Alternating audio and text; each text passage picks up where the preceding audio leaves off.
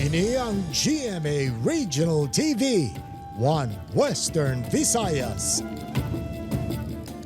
Mga kapuso, malabang nga pila sa mga pasahero sa Dumanga Sport nga padulong sa Negros Occidental na talupangdan antes ang pagsaulog sa bagong tuig. Pila ka mga transport terminals, amat-amat man ginadagsa sang pasahero. Si Kim Salinas nakatuto.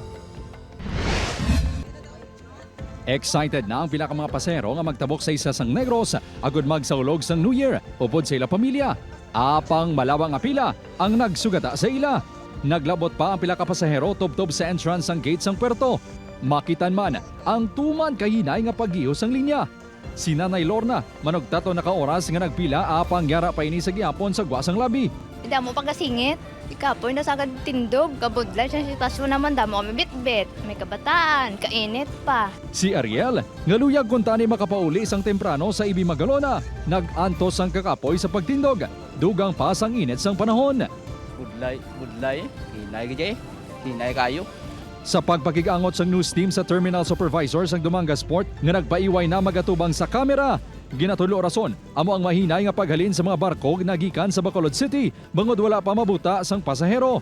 Dugang sini, Disyembre 10 sa nag-issue ang Maritime Industry Authority kon Marina sang relaxation order sa tanan nga shipping lines nga naging epektibo humalin Disyembre 19 tubtob Enero 6.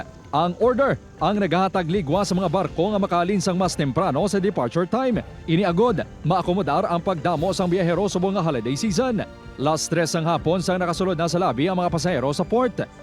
Samtang sa bus terminal sa Haro, Iloilo City, talalupang doon na normal lang ang kadamon sa mga pasahero nga nagpauli para sa pagsug-alaw sang bagong tuig.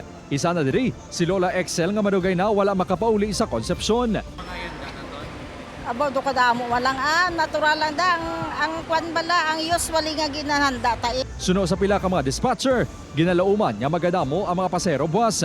Nakahanda man ang mga personnel sang terminal sa diyon nga magdagsa ang mga pasahero. Ang among salakyan lan ready na daan, under check up, gana check up na among mga unit. Basta safety ang mga pasahero sa ilang ginakatuan. Upod kay Romel Porquia, Kim Salinas, One Western Visayas.